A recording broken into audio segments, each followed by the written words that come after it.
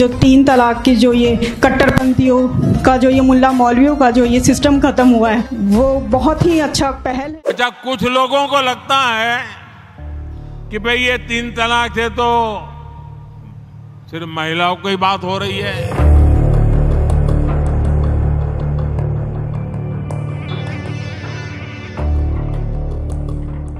समान नागरिक संहिता यानी यूसीसी को लेकर चर्चा तेज हो गई है। बीजेपी शासित प्रदेशों में इसे लेकर खूब चर्चा है। इसी बीच उत्तराखंड देश का ऐसा पहला राज्य बनने जा रहा है जहां यूनिफॉर्म सिविल कोड लागू होगा। मुख्यमंत्री पुष्कर सिंह धामी ने इस बात का ऐलान किया है। अब उत्तराखंड में लागू होने जा रहे यूनिफॉर्म सिविल कोड को लेकर कुछ बातें सामने आई हैं, जिनमें बताया गया है कि इस कानून के तहत क्या क्या होगा और उल्लंघन करने पर कौन कौन से अधिकार छीन लिए जाएंगे। तो आइए सबसे पहले जानते हैं यूनिफॉर्म सिविल कोड के बारे में। भारत में जाति और धर्म के आधार पर अलग अलग कानून और मैरिज एक्ट हैं। इसके कारण सामाजिक स्थिति हमेशा ही असामान्य बनी रहती है। यही कारण है कि देश में यूनिफॉर्म सिविल कोड की मांग समय दर समय उठती रहती है, ताकि सभी जाति, धर्म, वर्ग और संप्रदाय को एक ही सिस्टम में लेकर आया जा सके। इसके तहत शादी, तलाक, बच्चा गोद लेने और संपत्ति बंटवारे जैसे मामलों में भी सभी नागरिकों के लिए एक जैसे नियम होंगे।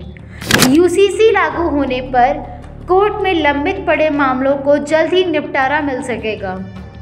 इसका एक खास उद्देश्य महिलाओं और धार्मिक अल्पसंख्याओं सहित कमज़ोर वर्गों की सुरक्षा प्रदान करना है। साथ ही एकता के माध्यम से राष्ट्रवादी उत्साह को बढ़ावा देना है। जाति और धर्म से परे कानून सबके लिए एक समान है। क्या कहता है भारतीय संविधान का अनुच्छेद 44? यूनिफॉर्म सिविल कोड सभी धार्मिक समुदायों पर लागू होने के लिए एक देश एक नियम को दर्शाता है। भारतीय संविधान के अनुच्छेद 44 के भाग 4 में यूनिफॉर्म सिविल कोड शब्द का स्पष्ट रूप से उल्लेख किया गया है। अनुच्छेद 44 का उद्देश्य कमज़ोर समूहों के खिलाफ भेदभाव को दूर करना और देश के विविध सांस्कृतिक समूहों के सामंजस्य स्थापित करना था। अनुच्छेद 44 कहता है कि यह भारत के पूरे क्षेत्र में नागरिकों के लिए एक समान नागरिक संहिता को सुरक्षित करने का प्रयास होगा। यूनिफॉर्म सिविल कोड विवाह, तलाक, रखरखाव, विरासत, गोद लेने और उत्तराधिकार जैसे क्षेत्रों को कवर करता है। क्या होगा जब यूनिफॉर्म सिविल कोड होगा लागू? जमीन जायदाद के बंटवारे में सभी धर्मों के लिए एक ही कानून लागू होगा। इसी तरह से महिलाओं को अपने पिता की संपत्ति पर अधिकार और बच्चा गोद लेने जैसे मामलों में एक समान नियम लागू होंगे। देश में सभी धर्मों के लिए अलग अलग पर्सनल लॉ हैं। यूसीसी लागू होने के बाद सभी धर्मों के लिए एक जैसा कानून आ जाएगा। यूनिफॉर्म सिविल कोड लागू होने से बहुविवाह पर रोक लगेगी। इसके साथ ही लड़कियों की शादी की आयु बढ़ाई जाएगी ताकि वह विवाह से पहले ग्रेजुएट हो सके। इसके तहत शादी का पंजीकरण कराना आवश्यक होगा। बगैर रजिस्ट्रेशन किसी भी सरकारी सुविधा का लाभ दंपति को नहीं मिलेगा। पति पत्नी दोनों को तलाक के समान अधिकार उपलब्ध होंगे। तलाक का जो ब्रांड पति के लिए लागू होगा वही पत्नी के लिए भी लागू होगा। अच्छा, कुछ लोगों को लगता है कि भाई ये 3 तलाक से तो सिर्फ महिलाओं की बात हो रही है। 3 तलाक से जो नुकसान होता है ना, वो सिर्फ बेटियों को होता है ऐसा नहीं है, उसका दायरा उससे भी बड़ा है। आप सोचिए, बहुत ही अरमानों के साथ बेटी को शादी कर करके ससुराल भेजा हो और 8-10 साल के बाद 3 तलाक कह करके उसको कोई निकाल दे, तो उस माँ बाप का क्या होगा जिसके घर में बेटी वापिस आती है। सबसे अहम पॉइंट ये है कि लिव इन रिलेशनशिप का डिक्लेरेशन भी इस यूसीसी के लागू होने पर जरूरी हो जाएगा और इसकी जानकारी माता पिता को दी जाएगी। नौकरीशुदा बेटे की मौत पर पत्नी को मिलने वाले मुआवजे में वृद्ध माता पिता के भरण पोषण की जिम्मेदारी रहेगी। अगर पत्नी दोबारा शादी करती है तो पति की मौत पर मिलने वाले मुआवजे में माता पिता का भी हिस्सा होगा।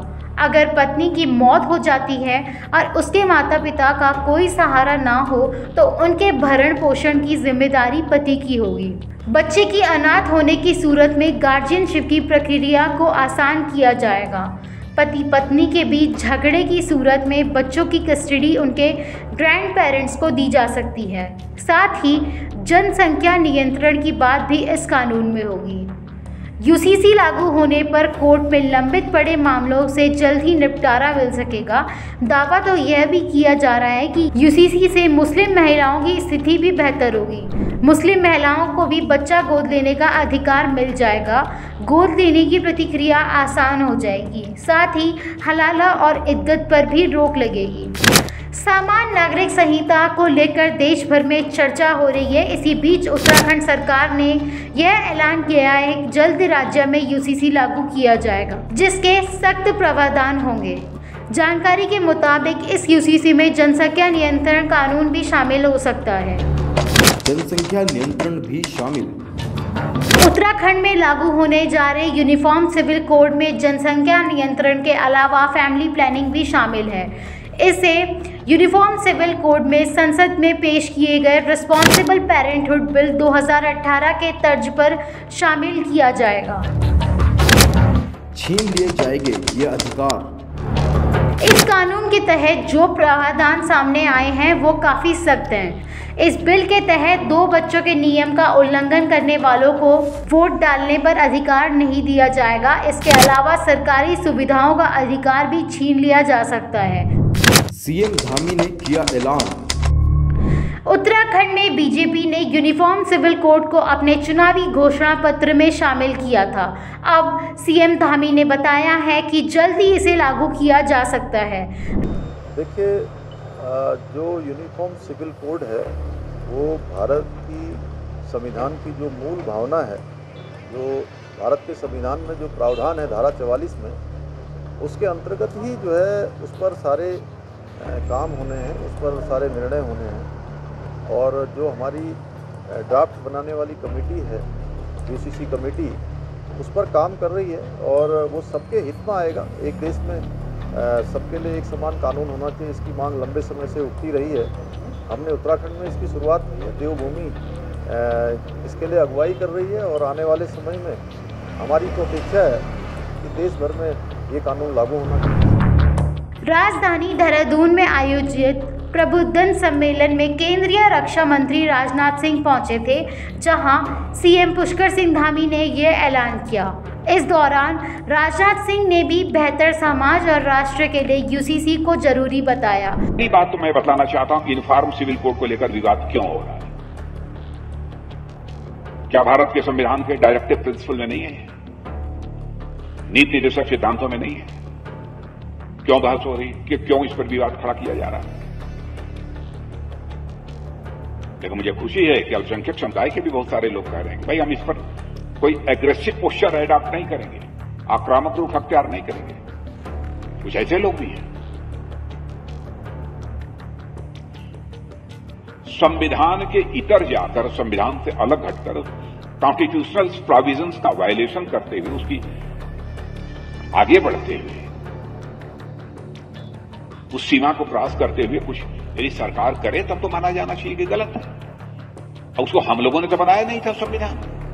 बाबा साहब अम्बेडकर ने बनाया था, पंडित जवाहरलाल नेहरू थे, सारे एक से एक दिग्गज लोग थे, बनाया तो इन्हीं लोगों ने था। और क्या गोवा में common civil code, uniform civil code नहीं है?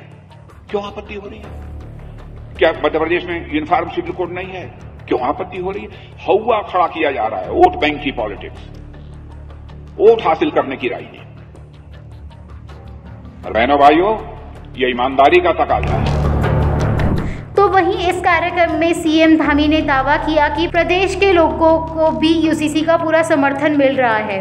उन्होंने कहा कि यूसीसी किसी वर्ग विशेष के लिए नहीं है, बल्कि समस्त जन सामान्य के लिए है, सबके उत्थान के लिए है और हम इसे ला रहे हैं।